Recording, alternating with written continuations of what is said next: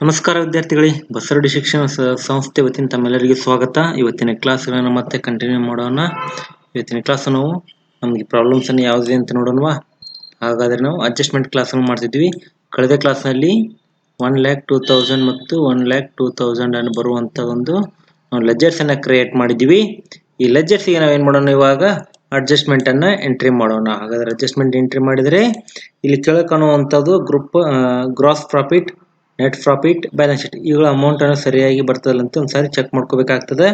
ಅದರ ಅಡ್ಜಸ್ಟ್ಮೆಂಟಿಗೆ ಇಲ್ಲಿ ಕೊಟ್ಟಿರುವಂತಹ 6 ನಂಬರ್ಸ್ಗಳು ಇರುವಂತ ಅಡ್ಜಸ್ಟ್ಮೆಂಟ್ ಗಳನ್ನ ಎಂಟ್ರಿ ಮಾಡಬೇಕಾಗ್ತದೆ, ಇವ್ಕೂರ್ ಮೇಲೆ ಇರುವಂತಹದನ್ನು. ಹಾಗಾದ್ರೆ ನೋಡೋಣವಾ, ಟ್ಯಾಲಿ ಓಪನ್ ಮಾಡೋಣವಾ. ನಮಗೆ ಟ್ಯಾಲಿ ಓಪನ್ ಮಾಡಿದಾಗ ಬಂತು, ನಾವು ಲಾಸ್ಟ್ ಟೈಮ್ ಎಡಿಟ್ ಮಾಡಿದ್ದನ್ನ ಫೈಲ್ ಅನ್ನು ತೆಗೆದುಕೊಂಡಿದ್ದೇವೆ. ಇಲ್ಲಿ 1,02,000 1,02,000 ಅದ. ಹಾಗಾದ್ರೆ ನಾವು ಎಂಟ್ರಿ ಮಾಡ್ತಾ ಹೋಗೋಣವಾ. ಫಸ್ಟ್ ಏನಿದೆ ಅಂತಂದ್ರೆ ಕ್ಲೋಸಿಂಗ್ ಸ್ಟಾಕ್ ಅದೇ ಲಾಸ್ಟ್ ಕೊನೆಗೆ ಹಾಕೋಣ.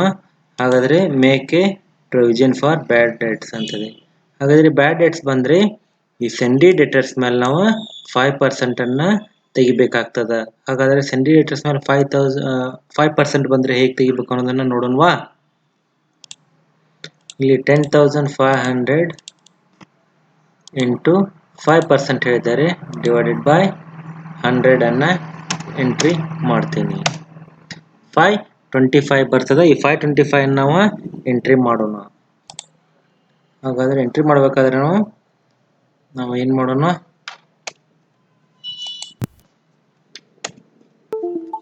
Make a provision for doubtful debts, sorry bad debts, make a provision for bad debts ಅನ್ನ ಎಂಟ್ರಿ ಮಾಡೋಣ.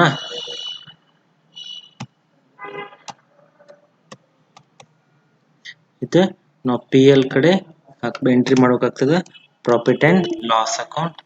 ಇಲ್ಲಿ ಪ್ರಾಫಿಟ್ ಅಂಡ್ ಲಾಸ್ ಅಕೌಂಟ್ ಕಡೆ ನಮ್ಮ ಫಾರ್ಮುಲಾ ಇರ್ತದೆ. ಫಾರ್ಮುಲಾಗಳನ್ನು ಇನ್ನೊಂದ್ಸಾರಿ ಓಪನ್ ಮಾಡಿ ತೋರಿಸ್ತೇನೆ ನೋಡಿ ವಿದ್ಯಾರ್ಥಿಗಳೇ. ಈಗ ನೋಡಿ ವಿದ್ಯಾರ್ಥಿಗಳೇ, ನಮ್ಮ ಅಡ್ಜಸ್ಟ್ಮೆಂಟ್ ಇರುವಂತಹ ಫಾರ್ಮುಲಾಸ್ ಇಲ್ಲಿ ಪ್ಲಾನಿಂಗ್ ಶೀಟ್ ಇದೆ. ಈ ಪ್ಲಾನಿಂಗ್ ಶೀಟ್ ಒಳಗೆ ಪ್ರೊವಿಷನ್ ಫಾರ್ ಡೆಟ್ಫುಲ್ ಡೆಟ್ಸ್ ಅಂತ ಬ್ಯಾಡ್ ಡೆಟ್ಸ್ ಮೇಲೆ ಹಾಕ್ತೀವಿ.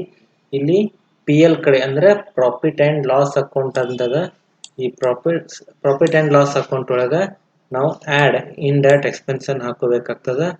ನೆಕ್ಸ್ಟ್ ಬ್ಯಾಲೆನ್ಸ್ ಶೀಟ್ ಒಳಗ ಸೆಂಡಿ ಡೆಟರ್ಸ್ ಹಾಕಿ ನಾವು ಲೆಸ್ ಮಾಡೋಕಾಗ್ತದೆ, ಅದು ಕ್ರೆಡಿಟ್ ಆಗ್ತದ. ಹಾಗಾದ್ರೆ ಇವೆರಡು ಕೂಡ ಎಂಟ್ರಿ ಮಾಡೋಣವಾ. ನಾವು ಈಗ ಟ್ಯಾಲಿ ಓಪನ್ ಮಾಡ್ತೀನಿ. ನಮ್ಗೆ ಇಲ್ಲಿ ಇಂಡೈರೆಕ್ಟ್ ಎಕ್ಸ್ಪೆನ್ಸಸ್ ಬರ್ತದೆ. ಇಂಡೈರೆಕ್ಟ್ ಎಕ್ಸ್ಪೆನ್ಸ್ ಮೇಲೆ ಎಂಟ್ರಿ ಬಟನ್ ಪ್ರೆಸ್ ಮಾಡಿ 525 ಬಂದದ. ನಾ ಈ 525 ಅನ್ನ ಎಂಟ್ರಿ ಮಾಡಿ ಆಡ್ ಅಂತ ಇರೋದ್ರಿಂದ ಡೆಬಿಟ್ ಸೈಡ್ ಆಗ್ತಾ ಎಂಟ್ರಿ ಮಾಡ್ತೀನಿ. Next one make a provision for bad debts ಅಂತದ. ಈ ಬ್ಯಾಡ್ ಡೆಟ್ಸ್ ಅನ್ನ ನಾವು ಬ್ಯಾಲೆನ್ಸ್ ಶೀಟ್ ಒಳಗೆ ಎಂಟ್ರಿ ಮಾಡೋಣ. ಬ್ಯಾಲೆನ್ಸ್ ಶೀಟ್ ಹಾಕಿ ಇಲ್ಲಿ ಸೆಂಡಿ ಡೆಟರ್ಸ್ ಅಂತೇಳಿ ಬರ್ತದ. ಈ ಸೆಂಡಿ ಡೆಟರ್ಸ್ ಒಳಗೆ ಲೆಸ್ ಆಗೋದ್ರಿಂದ ನಾವು ಕ್ರೆಡಿಟ್ ಅನ್ನ ಮಾಡ್ತೀವಿ. ಎಷ್ಟು ಅಮೌಂಟ್ ಅಂದ್ರೆ 525 ಅನ್ನ ಡೆಬಿಟ್ ಆಗಿರ್ತದ, ಅದನ್ನ ಲೆಸ್ ಆಗೋದ್ರಿಂದ ಕ್ರೆಡಿಟ್ ಅನ್ನ ಮಾಡ್ತೀವಿ. ಹಾಗಾದ್ರೆ ನೋಡಿ ವಿದ್ಯಾರ್ಥಿ, ಇಲ್ಲಿ ವ್ಯತ್ಯಾಸ ಆಗಿದೆ. ನಾವು 525 ಮಾಡೋದ್ರಲ್ಲಿ 252 ಮಾಡಿದೇವಿ. ಒಂದು ಪೇಜ್ ಅಪ್ ಮಾಡೋಣ. ಪೇಜ್ ಅಪ್ ಮಾಡಿದ್ರು ಕೂಡ ಬರ್ತದೆ ಅಥವಾ ಆಲ್ಟರ್ ಮಾಡ್ಕೊಂತ ಹೋದ್ರು ಬರ್ತದೆ. ಹಾಗಾದ್ರೆ ಇಲ್ಲಿ ಕಂಟಿನ್ಯೂ ಪೇಜ್ ಅಪ್ ಮಾಡ್ಕೊಂತ ಹೋಗೋಣವಾ.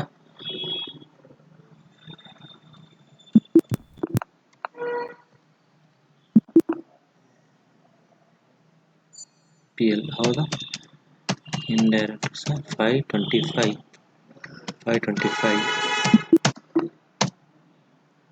ಸರಿ ಆಯ್ತು. ಹಾಗಾದ್ರೆ ಎರಡನೇ ಪ್ರಾಬ್ಲಮ್ಸ್ ನೋಡೋಣವಾ. ಎರಡನೇ ಪ್ರಾಬ್ಲಮ್ಸ್ ಏನದ ಅಂತ ನೋಡೋಣವಾ. ಹಾಗಾದ್ರೆ ಇಲ್ಲಿ ಡೆಪ್ರಿಸಿಯೇಷನ್ ಆನ್ ಮಷಿನರಿ 6% ಅದ. ಹಾಗಾದ್ರೆ ಮಷಿನರಿ ಎಲ್ಲಿದೆ ನಮ್ಮ ಹತ್ರ? ಮಷಿನರಿ ಇದನ್ನೆಲ್ಲ ನೋಡ್ಕೋಬೇಕಾಗ್ತದೆ. ಮಷಿನರಿ ಅದ 7,500 ಅದ. ಈ 7,500 ಮೇಲೆ 6% ಅನ್ನ ವ್ಯಾಲ್ಯೂಯೇಷನ್ ಮಾಡೋಣವಾ. 7,500 ಹೌದಾ. ಈ 7,500 ಮೇಲೆ 5% ಅನ್ನ 6% ಅನ್ನ ಮಾಡೋಣವಾ. Into 6 divided by 100. ಇಲ್ಲಿ 450 ಆಗ್ತದೆ. ಈ 450 ಅನ್ನ ನಾವು ಎಂಟ್ರಿ ಮಾಡ್ತಾ ಹೋಗೋಣ. ಹಾಗಾದ್ರೆ 450 ಎಂಟ್ರಿ ಮಾಡೋದು ಹೇಗೆ ಅಂತ ನೋಡೋಣ. ಯಾವ್ದ್ರಿ? ಡೆಪ್ರಿಸಿಯೇಷನ್ ಆನ್ ಮಷಿನರಿ ಅಂತದ, ಇದನ್ನು ಕೂಡ ಎಂಟ್ರಿ ಮಾಡೋಣವಾ.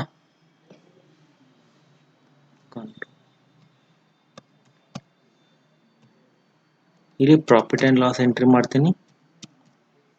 ಇಂಡೈರೆಕ್ಟ್ ಎಕ್ಸ್ಪೆನ್ಸಸ್ ಬರ್ತದೆ, 450 ಅಮೌಂಟ್ ಎಂಟ್ರಿ ಮಾಡ್ತೀನಿ, ಡೆಬಿಟ್ ಸೈಡ್ ಇರ್ತದೆ. ನೆಕ್ಸ್ಟ್ ಮತ್ತೆ ಬ್ಯಾಲೆನ್ಸ್ ಶೀಟನ್ನು ಎಂಟ್ರಿ ಮಾಡೋಣ. ಬ್ಯಾಲೆನ್ಸ್ ಶೀಟ್ ಒಳಗೆ ಇದು ಫಿಕ್ಸ್ಡ್ ಅಸೆಟ್ಸ್ ಆಗ್ತದೆ.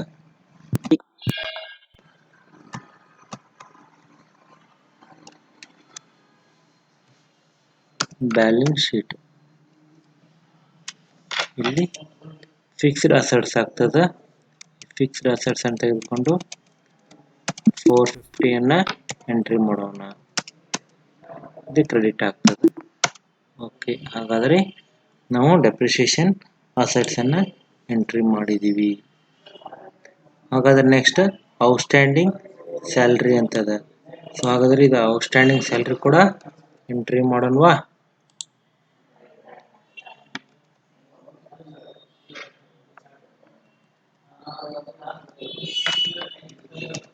ಇಲ್ಲಿ ಔಟ್ಸ್ಟ್ಯಾಂಡಿಂಗ್ ಸ್ಯಾಲ್ರಿ ಅಂದರೆ ಇಂಡೈರೆಕ್ಟ್ ಎಕ್ಸ್ಪೆನ್ಸ್ ಆಗುತ್ತೆ. ಈ ಇಂಡೈರೆಕ್ಟ್ ಎಕ್ಸ್ಪೆನ್ಸಸ್ ಅನ್ನು ತೆಗೆದುಕೊಂಡು ಹೋಗೋಣವಾ. ಹಾಗಾದರೆ ಅಮೌಂಟ್ ಎಷ್ಟಿತ್ತು? 400 ಅದ. ಈ 400 ಎಂಟ್ರಿ ಮಾಡ್ತೀನಿ ಡೆಬಿಟ್ ಸೈಡ್. ಅದೇ ರೀತಿ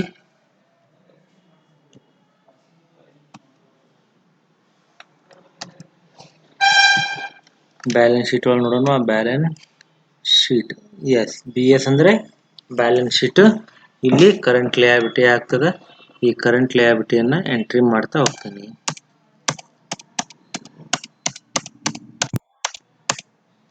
ಇಲ್ಲಿ ಕೂಡ 400 ಹಾಕ್ತೀನಿ, ಇದು credit.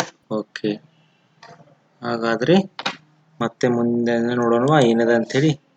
Next interest account of investment. ಹಾಗಾದರೆ ಇನ್ವೆಸ್ಟ್ಮೆಂಟ್ ಮೇಲೆ 90 ರೂಪೀಸ್ ಅದ. ಇದನ್ನು ಕೂಡ ಎಂಟ್ರಿ ಮಾಡೋಣವಾ.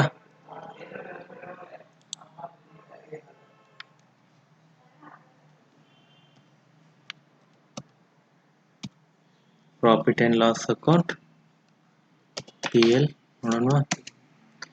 ಇಲ್ಲಿ ಇಂಟ್ರೆಸ್ಟ್ ಅಕೌಂಟ್ ಆಫ್ ಇನ್ವೆಸ್ಟ್ಮೆಂಟ್ ಮೇಲಿದೆ, ಇದು 90 ರೂಪೀಸ್ ಅಷ್ಟೇ ಅದ.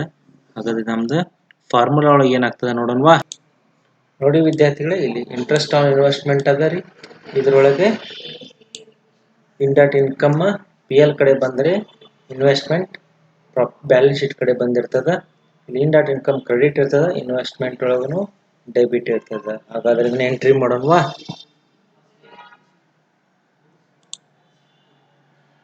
PL ಕಡೆ ಇಂಡೈರೆಕ್ಟ್ ಇನ್ಕಮ್ ಅದ, ಇಂಡೈರೆಕ್ಟ್ ಇನ್ಕಮ್ ತಗೊಳ್ಳೋಣ.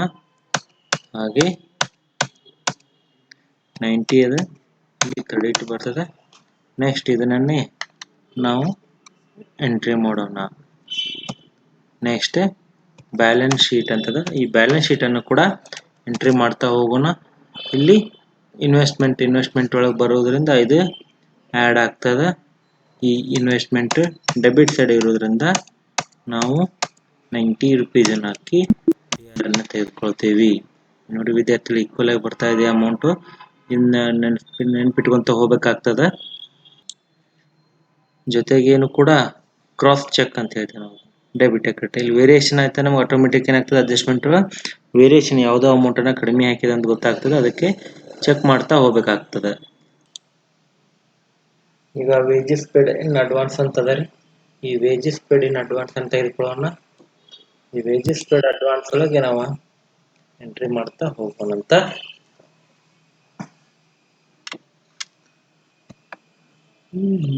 ವೇಜಸ್ ಪೇಡ್ ಇನ್ ಅಡ್ವಾನ್ಸ್ ಅಂತೇಳಿ ಇದನ್ನ PL ಒಳಗೆ ಎಂಟ್ರಿ ಮಾಡೋಣ. ಇಲ್ಲಿ ಇಂಡೈರೆಕ್ಟ್ ಇನ್ಕಮ್ ಆಗ್ತದ. ಪ್ರಿಪೇರ್ಡ್ ಆರ್ ಅಡ್ವಾನ್ಸ್ ಅಂತೇಳಿ ಇರ್ತದೆ ನಮ್ಮ ಹತ್ರ ಫಾರ್ಮುಲಾಗಳ.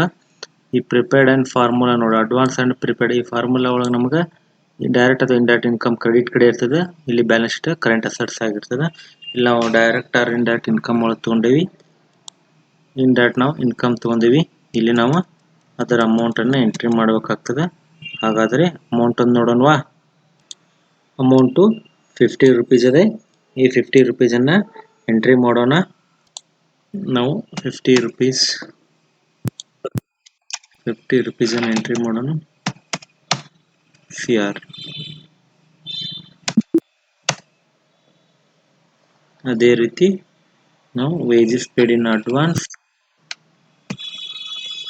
ಬ್ಯಾಲೆನ್ಸ್ ಶೀಟನ್ನು ಎಂಟ್ರಿ ಮಾಡೋಣ. ಅಂದರೆ BS balance sheet current assets ಆಗಿರ್ತದೆ.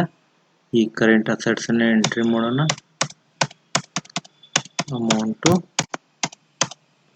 50 ಡೆಬಿಟ್ ಆಗುತ್ತೆ. ವಿದ್ಯಾರ್ಥಿಗಳಿಗೆ ಕೊನೆಯದಾಗಿ ಉಳಿದಿರೋದು ಏನಂದ್ರೆ ನಮಗೆ ಕ್ಲೋಸಿಂಗ್ ಸ್ಟಾಕ್ ಮಾತ್ರ. ಈ ಕ್ಲೋಸಿಂಗ್ ಸ್ಟಾಕ್ ಒಂದನ್ನು ಎಂಟ್ರಿ ಮಾಡಿಬಿಡೋಣ. 10,300 ಇದೆ. ಈ 10,300 ಕ್ಲೋಸಿಂಗ್ ಸ್ಟಾಕನ್ನು ಟೈಲ್ ಒಳಗೆ ಎಂಟ್ರಿ ಮಾಡಿಬಿಟ್ರೆ ಮುಗಿದೋಗುತ್ತೆ. ನೋಡೋಣ. ಹಾಗಾದರೆ ಒಂದ್ಸರಿ ನಾವು ಎಸ್ಕೇಪನ್ನು ಪ್ರೆಸ್ ಮಾಡೋಣ. 2 3 ಆಮೇಲೆ ಗೆಟ್ವೇ ಆಫ್ ಟ್ಯಾಲಿಗೆ ಬರಬೇಕಾಗ್ತದೆ. ಈ ಗೆಟ್ವೇ ಆಫ್ ಟ್ಯಾಲಿ ಒಳಗೆ ಬ್ಯಾಲೆನ್ಸ್ ಶೀಟ್ ಇದೆ. ನಾನು ಡೌನ್ ಮಾರ್ಕ್ ಪ್ರೆಸ್ ಮಾಡ್ತಾ ಬರ್ತೀನಿ. ಇಲ್ಲಿ ಡೌನ್ ಮಾರ್ಕ್ ಮೇಲೆ ಎಂಟರ್ ಬಟನ್ ಪ್ರೆಸ್ ಮಾಡಿ ನಾನು ಆಲ್ಟ್ F1 ಅನ್ನು ಕ್ಲಿಕ್ ಮಾಡ್ತೀನಿ. ನಿಮ್ಗೆ ಗೊತ್ತಿರೋ ಹಾಗೆ ಓಪನಿಂಗ್ ಸ್ಟಾಕ್ ಅದ. ಈ ಓಪನಿಂಗ್ ಸ್ಟಾಕ್ 1 2 ಎಂಟ್ರಿ ಮಾಡಬೇಕು. ಈ ಕೆಳಗಡೆ ಬಂದ ನಂತರ ಅದೇ ಡೇಟನ್ನು ಎಂಟ್ರಿ ಮಾಡಬೇಕು. 1/4/2020. ಇಲ್ಲಿ ಅಮೌಂಟ್ ನಮಗೆ ಕ್ಲೋಸಿಂಗ್ ಸ್ಟಾಕ್ ಅಮೌಂಟ್ ಎಷ್ಟು ಕೊಟ್ಟಿದ್ದಾರೆ? 10,300 ಅದ. ಈ 10,300 ಅನ್ನು ಎಂಟ್ರಿ ಮಾಡಿರಿ. ಕ್ಲೋಸಿಂಗ್ ಡೇಟ್ 31/3/1 ಇಯರ್ ಆಗಬೇಕು. 2021 ಅಂದರೆ 1 ಇಯರ್ ಆಯ್ತಲ್ಲ. ಏಪ್ರಿಲ್ 1st 2020 ಇಂದ 31 ಮಾರ್ಚ್ 2021 ವರೆಗೆ 1 ಇಯರ್ ಆಗುತ್ತಾ. ಆ 1 ಇಯರನ್ನು ನಾವು ಸೇಮ್ ಡೆಬಿಟ್ ಸೈಡ್ ಎರಡು ಕಡೆ ಇರಬೇಕು. ಎಂಟ್ರಿ ಮಾಡ್ತಾ ಹೋಗಿ ನೆಕ್ಸ್ಟ್ ಕಂಪ್ಲೀಟ್ ಮಾಡಿಕೊಂಡು ರಿಪೀಟ್ ಎಸ್ಕೇಪನ್ನು ಪ್ರೆಸ್ ಮಾಡಿ ನೋಡೋಣ ಅಂತ. ಹಾಗಾದರೆ ನೋಡಿ ವಿದ್ಯಾರ್ಥಿಗಳೇ, ನಮ್ಮದು ಬ್ಯಾಲೆನ್ಸ್ ಶೀಟನ್ನು 48,465 ಅದ. ಹಾಗಾದ್ರೆ ನಮ್ಮ ಪ್ರಾಬ್ಲಮ್ಸಲ್ಲಿ ಕೂಡ 48,465 ಅದ. ನಮ್ಮ ಬ್ಯಾಲೆನ್ಸ್ ಶೀಟ್ ಕೂಡ 48,465 ಅದ. ಹಾಗಾದರೆ ನೆಕ್ಸ್ಟ್ 17,150 ಅದ. ಇಲ್ಲಿ ಕೂಡ ನಮ್ಮದು ಪ್ರಾಫಿಟ್ ಆ್ಯಂಡ್ ಲಾಸ್ ಒಳಗೆ 17,150 ಅದ. ನೋಡಿ, ನಾವು ಒಂದು ಪ್ರಾಬ್ಲಮ್ಸನ್ನು ಸಾಲ್ವ್ ಮಾಡಿದ್ದೀವಿ. ನಾವಿಲ್ಲಿ ವೇಜಸ್ ಪೇಡ್ ಇನ್ ಅಡ್ವಾನ್ಸ್ ನಾವು ಇಂಡೈರೆಕ್ಟ್ ಇನ್ಕಮ್ ಒಳಗೆ ಹಾಕಿದ್ದೀವಿ. ಬಟ್ ಡೈರೆಕ್ಟ್ ಎಕ್ಸ್ಪೆನ್ಸ್ ಒಳಗೆ ನಾವು ಕ್ರೆಡಿಟನ್ನು ಮಾಡಿದ್ದೀವಿ. ಅದಕ್ಕೆ ಈ ಕಡೆ ಬಂದಿದೆ. ಮೊದಲು ಇಲ್ಲಿತ್ತು, ಅದನ್ನು ಸ್ವಲ್ಪ ಚೇಂಜಸ್ ಮಾಡಿದ್ರಿಂದ ಈ ಕಡೆ ಬಂದಿದೆ. ಡೈರೆಕ್ಟ್ ಎಕ್ಸ್ಪೆನ್ಸ್ ಒಳಗೆ wages paid in advance but credit ಒಳಗದ. ನಾವು ಅಡ್ವಾನ್ಸ್ ಕೊಟ್ಟೇವೆ, ಎಕ್ಸ್ಪೆಂಡಿಚರ್ ಬಟ್ ಕ್ರೆಡಿಟ್ ಒಳಗೆ ಇರ್ತದೆ. ಅಂದರೆ ನಮ್ದು ದುಡ್ಡು ನಾವು ಅಡ್ವಾನ್ಸ್ ಕೊಟ್ಟಿದ್ದೀವಿ, ವರ್ಕ್ ಆಗಿರೋದಿಲ್ಲ. ಇಲ್ಲಿ 150 ಆಯ್ತು. ಇಲ್ಲಿ ಕ್ಯಾರೇಜ್ ಇನ್ವರ್ಡ್ ಡೈರೆಕ್ಟ್ ಎಕ್ಸ್ಪೆನ್ಸ್ ಆಗಬೇಕಾಯಿತು. ಈ ಎಕ್ಸಾಂಪಲನ್ನು ನಾವು ಇಲ್ಲಿ ಎಂಟ್ರಿ ಮಾಡಿದಾಗ ನಾವು ಏನಾಗಿತ್ತು ಅಂದರೆ ಅದು ಡೈರೆಕ್ಟ್ ಎಕ್ಸ್ಪೆನ್ಸ್ ಹಾಕ್ಬಿಟ್ಟು ಇಂಡೈರೆಕ್ಟ್ ಎಕ್ಸ್ಪೆನ್ಸ್ ಹಾಕಿ ನಾವು ರೌಂಡ್ ಫಿಗರನ್ನು ಮಾಡಿದ್ದೀವಿ. ಅದೇ ರೀತಿ ಇಲ್ಲಿ ಆಗಿದೆ. ಆ್ಯಕ್ಚುಲಿ ಹೇಳ್ಬೇಕಂದ್ರೆ ಇದು ಡೈರೆಕ್ಟ್ ಎಕ್ಸ್ಪೆನ್ಸಸ್ ಬರ್ತದೆ ಕ್ಯಾರೇಜ್ ಇನ್ವರ್ಡ್. ಅದು ನಾವು ಇಲ್ಲಿ ಇಂಡೈರೆಕ್ಟ್ ಎಕ್ಸ್ಪೆನ್ಸ್ ಹಾಕಿದ್ದಕ್ಕೆ ಈ ರೀತಿ ಬಂದಿದೆ. ಕರೆಯಬೇಕು ನಿಜವಾಗ್ಲೂ ಅದು ಡೈರೆಕ್ಟ್ ಎಕ್ಸ್ಪೆನ್ಸ್ ಬರ್ತದೆ. ಅವಾಗ ಇಲ್ಲಿ 500 ಲೆಸ್ ಆಗ್ತದೆ. ಆದರೆ ನಮ್ಗೆ ಅದು ಬರಲಿ ಅಂತ ಆ ರೀತಿ ಮಾಡಿದ್ವಿ. ಆದರೆ ಸರಿಯಾದ ಇರೋದ್ರಿಂದ ಇರಲಿ. ಈಗ ನಾವು ಏನು ಮಾಡೋಣ, display trial balance halt F1 ಅನ್ನು ಕ್ಲಿಕ್ ಮಾಡ್ತಾ ಇದ್ದೀನಿ. ಇಲ್ಲಿ ಆಲ್ಟ್ P ಅನ್ನು ಪ್ರೆಸ್ ಮಾಡಿ ನಾವು ಪ್ರಿಂಟ್ ಕಾಪಿಯನ್ನು ನೋಡೋಣವಾ. ಹಾಗಾದರೆ ಡೆಸ್ಕ್ಟಾಪ್ ಮೇಲೆ ಕ್ಲಿಕ್ ಮಾಡಿ ನಾವು ಒಂದು ಡೆಸ್ಕ್ಟಾಪ್ ಕಾಪಿಯನ್ನು ನೋಡೋಣ. ಈಗ 1 ಕ್ಲಿಕ್ ಮಾಡ್ತಾ ಇದ್ದೀನಿ. ಅದನ್ನು ಓಪನ್ ಮಾಡೋಣವಾ.